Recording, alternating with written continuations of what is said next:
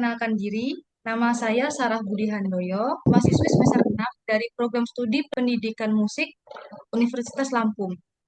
Hmm. Nah, saat ini Sarah ada mata kuliah jurnalisme musik yang dimana tugas ini memerlukan eh, narasumber dari musisi nasional dan Ya, dimana nanti pengumpulan tugas mata kuliah ini untuk memenuhi ujian akhir semester. ya, Oke, juga nanti Sarah minta izin buat hasil wawancara ini diupload ke YouTube dan ya. hasilnya nanti akan diupload juga ke Blogspot dan majalah. Silakan. Baik, eh, untuk membahas lebih lanjut, mungkin bisa Bang Indra untuk memperkenalkan diri.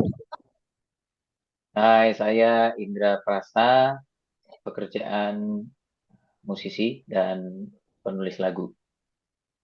Baik, asalnya dari mana Bang?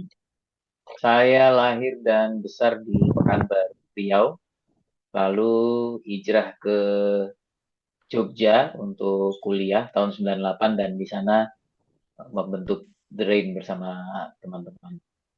Oke, baik. Kalau boleh tahu Bang, Bang Indra ini lulusan apa Bang? Lulusan dari mana Bang?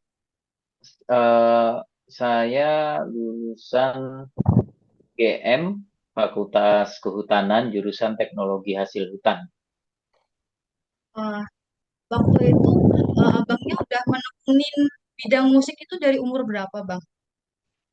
Saya mulai ngeband itu dari SMA, Hmm, tapi waktu itu belum nulis lagu sendiri karena kebetulan ketika saya SMA tahun 9, sekitar tahun 95, 96 itu di Pekanbaru, iklim bermusiknya belum eh, apa ya, belum seperti sekarang, belum seperti eh, satu dua dekade terakhir di mana makin banyak yang menulis karya sendiri.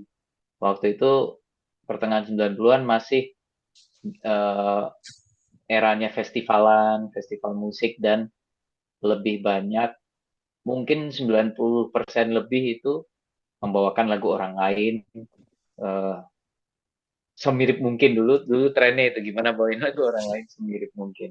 Nah itu. Kalau dulu itu mengcover ulang ya berarti ya Bang ya? Lebih Ya, trennya tahun-tahun gitu. segitu. Hmm, Ya, jadi hmm. jadi jadi sering banget festival band gitu eh, bawain lagu yang sama gitu ya. Sampai sekarang pun masih ada yang festival band itu, tapi maksudnya semakin kemari eh, makin banyak yang membawakan karyanya sendiri. Nah, waktu saya mulai ngeband SMA itu masih belum. Tapi ketika pindah ke Jogja, di Oke. sana ketemu dengan beberapa teman dan melihat banyak teman-teman baru saya itu yang nulis lagu sendiri gitu. Di situ saya tergugah lah, tergerak untuk ikut belajar bikin lagu. Oh, berarti Bang Indra ini dulunya bukan lulusan dari musik ya Bang ya? Bukan, ya. Jadi Hmm, SMA, dari SM, SMA. SM, ya SMP itu kayaknya seni dulu apa namanya seni suara apa saya lupa. Ya itu rapor saya merah kok itu. Jadi Nah, eh, SMA lah baru mulai eh, tergerak buat main musik. Terus oke. kuliah mulai tergerak untuk bikin lagu sendiri. Oh, ya. Tapi Bang Indra bisa mengeksplor lagi ya tentang musik ya walaupun bukan jurusan musik gitu ya. Dari Ya, iseng-iseng ngeband gitu ya Bang ya waktu SMA itu Bang. ya, ya. Jadi malah sebenarnya karena keterbatasan pengetahuan akan teori musik, jadi anu ya, jadi saya jadi lebih kayak ini. Waktu itu jadi lebih nekat aja, jadinya ya udahlah, bisanya segini gitu. Salah satu hits terbesar The Rain di album pertama dulu judulnya Dengar Bisiku. Itu saya bikin waktu saya baru belajar chord D mayor 7 di gitar gitu. Jadi ternyata dengan keterbatasan itu malah nggak banyak mikir gitu. Malah makin Semakin sekarang penasaran. makin makin kayak nothing tulus rasanya. Semakin kemari semakin paham teori musik, makin hati-hati Hati-hati. malah gitu. Iya, Berarti dulu alat musik pertama kalinya gitar ya Bang ya? Gitar. Saya sebenarnya kidal. Cuma Oke. dulu di rumah di Pekanbaru itu orang tua saya membelikan gitar itu gitar akustik mereknya Kapok. Saya masih ingat banget itu bukan gitar kidal karena abang-abang saya nggak ada yang kidal. Jadi ya saya ngikut. Jadi saya kidal tapi main gitar nggak seperti orang kidal dan ya keterusan sampai sekarang. Gitu ya. Ah, ah. Jadi sebenarnya tangan kanannya ini Hah? eh, lebih lemah, lebih kontrolnya lebih Kurang lemah dibanding tangan kiri. Ah, ah. kurang neken itu ya. Ya kalau buat Oh, buat strumming strumming. dan itu saya sebenarnya nggak serapi itu. Oh, lebih nyaman di tangan Masih, kirinya. tapi karena udah Oke. terlanjur belajar dari awal seperti itu ya udah, ya keterusan. Bisa diceritakan Bang bagaimana sih awal perjalanan band The Rain sampai sekarang? The Rain itu terbentuk di Jogja. Em, kita sama-sama kuliah di Jogja di empat empat universitas yang berbeda, jadi beda beda kampus, beda universitas. Tapi kita nongkrong di studio musik yang sama. Jadi dulu pada punya band masing-masing. Dan Cikal Bakalnya terbentuk tahun 2000. Nama bandnya dulu Cikal Bakalnya No Rain. Tapi akhirnya eh, formasinya berubah No Rain. Akhirnya jadi formasi The Rain yang berempat. Indra, Iwan, Ipul, Aang. Itu sejak tahun 2001. Sejak Oke. tahun 2001. Kita resmikan. Nah, di band The Rain itu udah nyiptain berapa lagu Bang? Lagu-lagunya apa sih Bang? Kalau jumlah lagu, sejujurnya saya belum pernah ngitung. Kalau album itu ada tujuh, tujuh album studio. Ya, per album itu bervariasi. Ada yang 10, 11, 12. Ya, kira-kira segitu per album. Tapi lagu kita yang belum dirilis sebenarnya jumlahnya lebih banyak dibanding lagu yang sudah dirilis. Nah, Oh, biasanya kalau kita mau garap sebuah album yang misalnya isinya 10 lagu, kita bisa nggarap 20 sampai 30 lagu.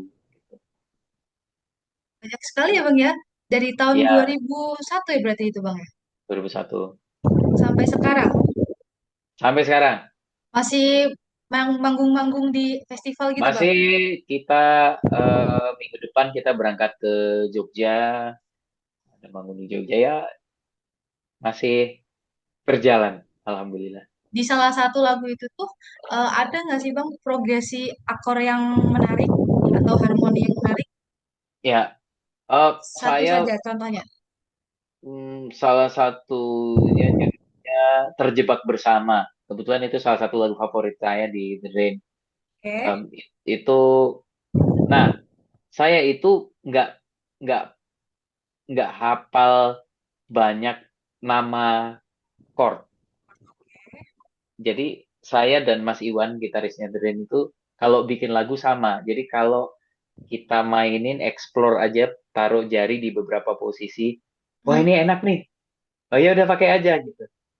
Nama chordnya kita seringkali baru kita cari setelah lagunya jadi. Gitu. Oh, gitu. Berarti Jadi explore kadang-kadang, dulu. iya kayak terjebak bersama itu ada ternyata ada yang chordnya itu eh, kayak D crash 7 min 5 yang kayak kayak gitulah. Oh, Ah, yang ah, asik gitu ya Bang ya. ya ya ya Oke. ya Versus. mulai ya mulai belajar yang augmented yang terus yang diminish yes gitulah Ya, chord-chord bagi liar gitu ya Bang ya. ya begitu begitu ngerti cuma kadang-kadang yang susah itu mengendalikan diri karena kalau keterusan akhirnya satu satu lagu itu jadi banyak banget chordnya. Nah, itu yang saya sejujurnya lagi mengontrol diri sendiri. Sekarang lagi banyak bikin lagu yang sesedikit mungkin chordnya gitu. Biar nggak, kalau kami bahasanya ulang tahun. Oh, lagi banyak banget chordnya tuh ulang tahun chordnya. Oh, yang diulang-ulang gitu ya, Bang ya? Ya, ulang tahun maksudnya banyak banget.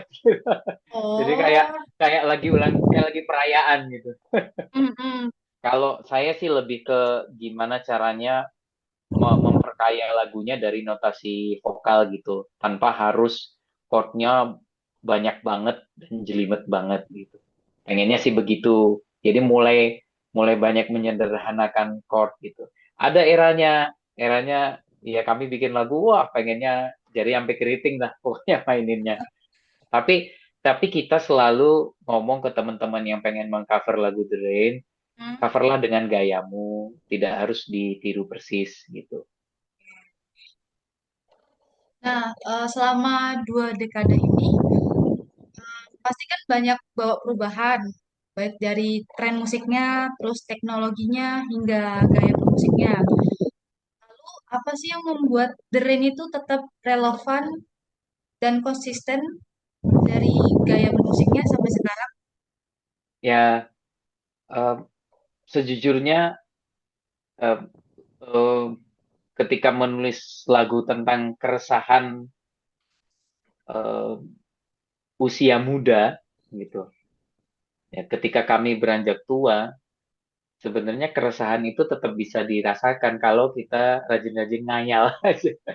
Jadi Hmm, mungkin yang bikin tetap relevan adalah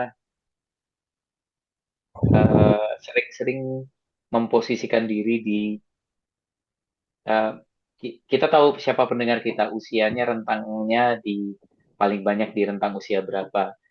Ya seringlah menghayal di berada memposisikan diri sebagai orang yang berada di memiliki rentang usia tersebut gitu. Jadi supaya keresahannya juga mungkin kemungkinannya lebih besar untuk nyampe.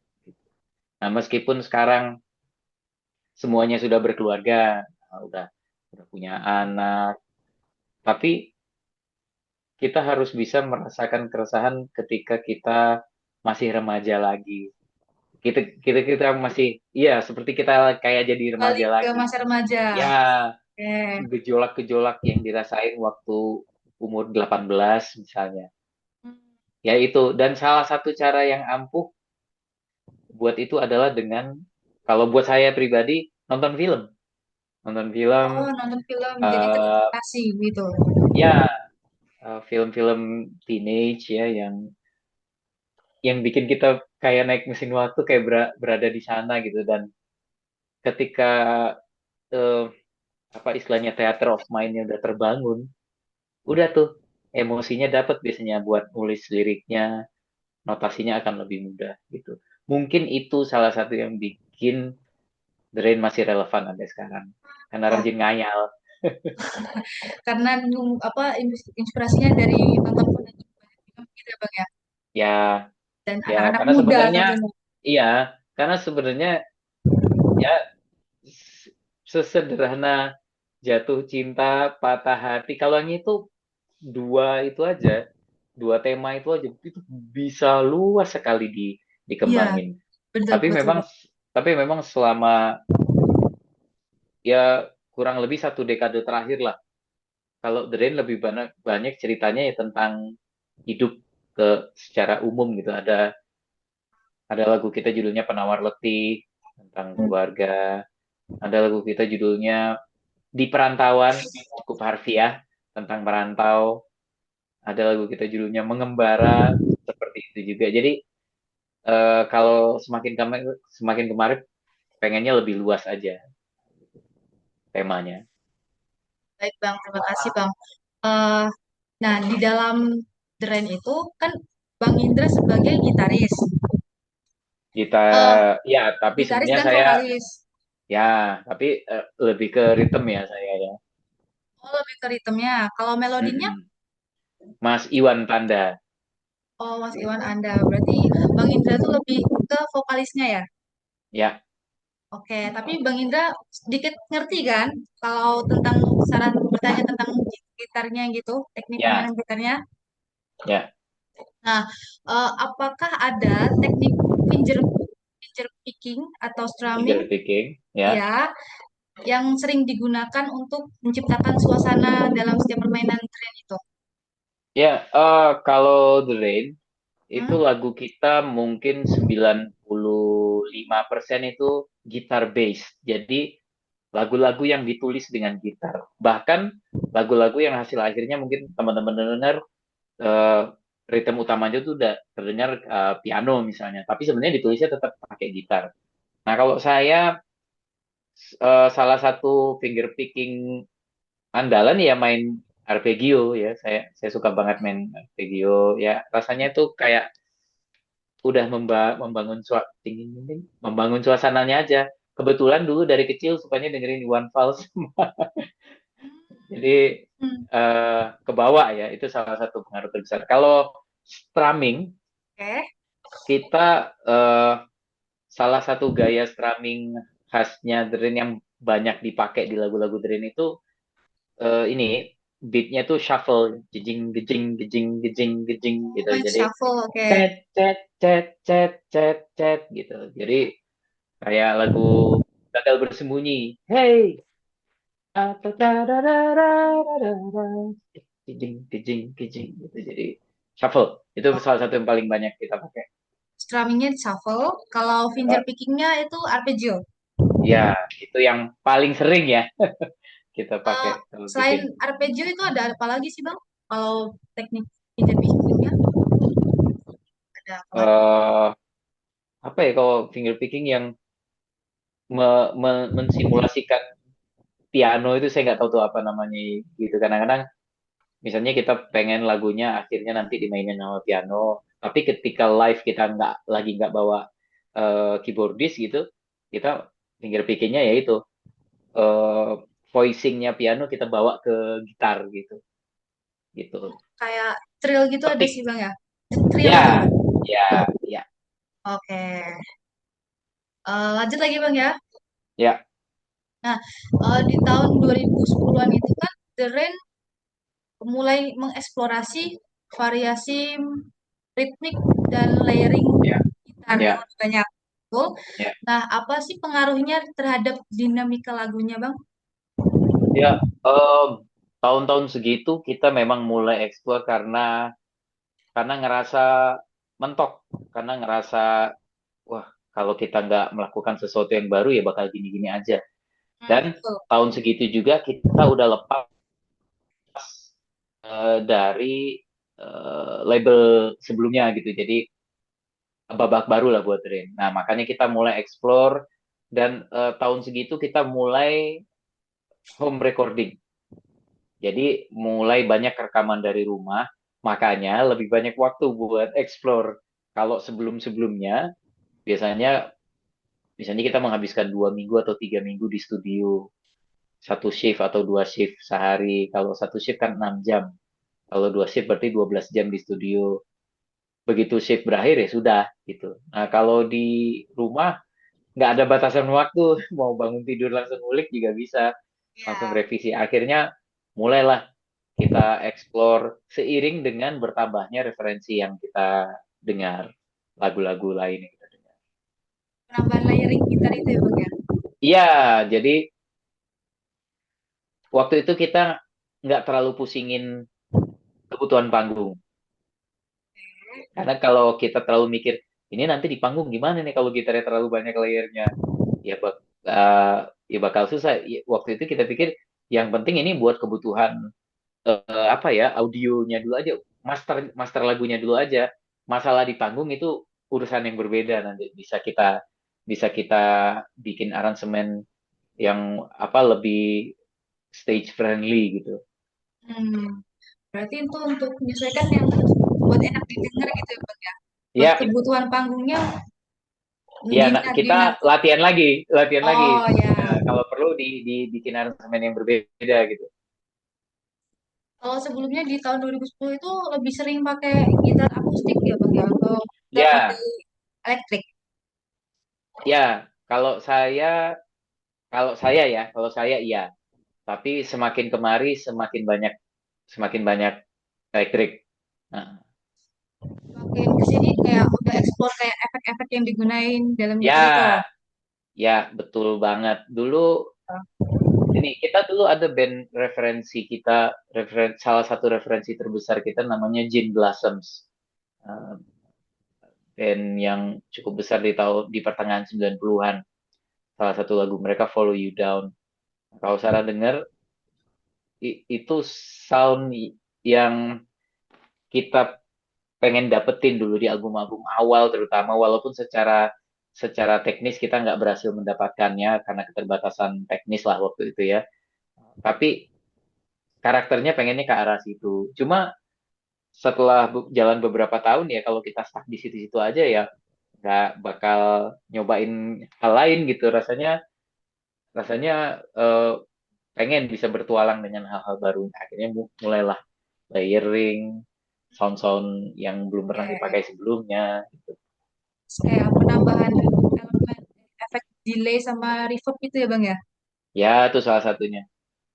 Nah itu tuh eh, bagaimana sih untuk penambahannya itu? Menambahkan efek ini gimana Bang? Apa yang membuat tertarik?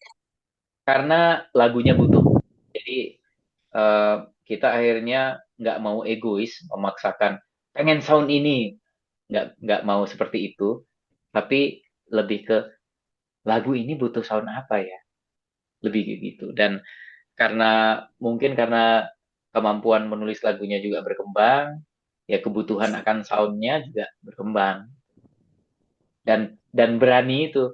Kalau dulu mungkin masih takut-takut ya pakai "Wih, enak gak ya? Ini diginiin pas gak ya?" Iya, Sekarang udah kayak setuju. gitu. Sekarang ya dicoba gitu. Hmm, karena kan juga sering berjalannya waktu juga nggak mau yang gitu-gitu aja ya Bang ya.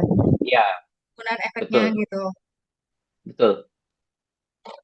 Nah, tadi kan udah bicara tentang efek delay, reverb. Nah, kemudian terus ada eh elemen analog dengan digital layering-nya gitu ya, Bang. Ada sih, Bang. Ada nggak, Bang, kayak gitu, Bang? Oh, Analog. kalau analog sejujurnya lebih ke analognya ini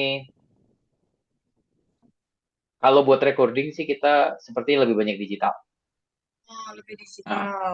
lebih digital karena eh, kepraktisan ya, kepraktisan itu membuat kita lebih lebih memungkinkan untuk explore post produksinya gitu. Tapi seiring dengan berkembangnya teknologi dengan menggunakan teknologi digital bisa terdengar seperti analog gitu. Kalau dulu memang lebih banyak analog. Jadi kalau rekam gitar itu kita masih pakai ampli ditodong, Oh, oke. ditodong mikrofon gitu. Nah, semakin kemari ya udah makin sering direct. Hmm. Jadi jadi udah nggak pakai ampli ampli tabung lagi gitu.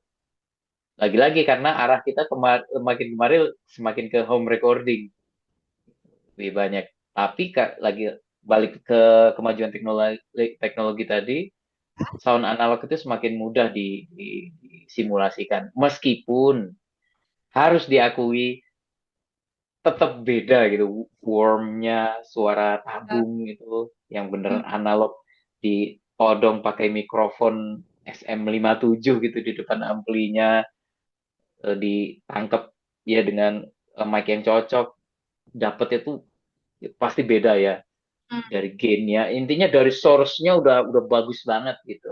Tapi balik lagi semuanya ke tergantung audio engineer-nya juga, tergantung yang mixing juga. Jadi banyak lah faktornya. Nah, lalu apakah ada tantangan terbesar saat beradaptasi dengan perubahan gaya musik dan teknologi zaman sekarang? Iya, iya. Kalau gayamu arah musik, alhamdulillah nggak ada tantangan terbesar karena kita lebih ke gimana caranya kita berani mencoba aransemen-aransemen yang modern. Itu mungkin salah satu tantangannya ya. Tapi anak-anak nggak pernah merasa terbebani dengan itu, anak-anak geng. Jadi kadang-kadang kita di studio nih, minggu lalu kita lagi di studio, lagi nyari aransemen sebuah lagu baru kita gitu. Terus eh, saya tuh kebayang ini kayaknya asik dengan salah satu lagu baru Taylor Swift yang saya dengar. Sebenarnya antara musik Adrian dengan lagu-lagunya Taylor Swift kan beda banget ya. Tapi kita akhirnya di studio kita setel YouTube, kita dengerin bareng-bareng.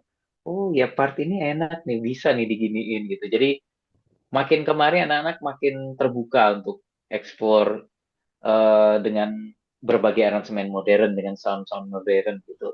Terus kalau teknologi buat kita kalau untuk rekaman kayaknya setiap tahun ada yang berubah. Ya, Jadi betul. Hmm. eh, terutama teknologi ini ya recording ya, teknologi recording. Jadi buat kita dari yang rilisannya kaset dulu, kaset pita ke CD, ke stream apa lagu yang streaming di Spotify dan lain-lain tentunya tentunya banyak tantangannya menyesuaikan diri bukan cuma di media tayangnya tapi di proses rekamannya juga gitu. Tapi sepertinya malah semakin praktis sekarang gitu. Kita pernah nih dulu eh, sekitar 20 tahun lalu gitu. Kita awal-awal rekaman terus harus ganti tempo. Jadi udah direkam misalnya temponya 148. Eh, eh, eh, terus mau udah kita rekam, ternyata kepelanan, kurang dikit, butuhnya 150. Kalau dulu kan harus rekam ulang semua gitu. Nah, eh, beberapa bulan lalu gitu kita kejadian hal seperti itu.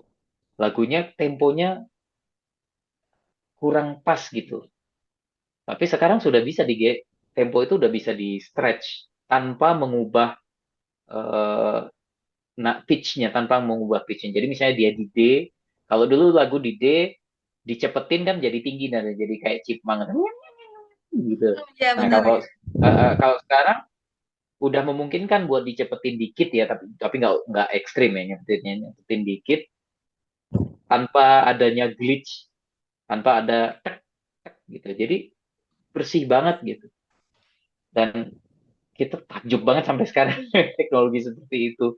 Wah, bisa ya. Jadi kalau ternyata salah tempo sedikit itu masih memungkinkan buat dikurangin dikit atau dicepetin dikit Beda banget teknologi. berarti ya, Bang ya. Jadi Beda banget. kalau dulu Ya, salah ngulang dari awal gitu ya, Bang ya. ya, iya, ya, Agak repot berarti ya, Bang ya. Kalau salah dikit atau temponya kurang dikit tadi Bang Abang bilang gitu tadi. ya, iya. Menarik, menarik, menarik. Nah, kemudian kalau dari awal itu tuh chordnya masih seputar-seputar C, A minor, D minor tanpa penambahan chord sus, augmented mungkin. Ya, justru semakin kemarin saya pengen lebih sederhana gitu dulu. Oh, malah lebih Jadi, sederhana. jadi kalau saya fasenya saya nulis lagu tuh gitu. Dulu awalnya cuma bisa 3 4 chord, chordnya itu.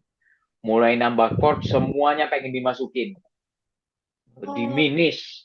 Wah, ya itu sus di 9. Wah, semuanya pengen dimasukin di lagu. Kadang-kadang berhasil, kadang-kadang maksa.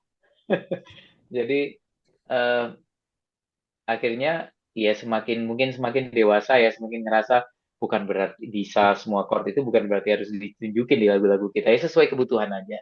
Kalau memang ada yang butuh chord tersebut enaknya nih di sus nih oh ya dikasih susnya ya udah gitu sebelum ref tambah sus dikit lebih ke tergantung sesuai kebutuhan lagu aja sekarang udah nggak ego lagi buat harus masukin oke. berbagai chord jelimet.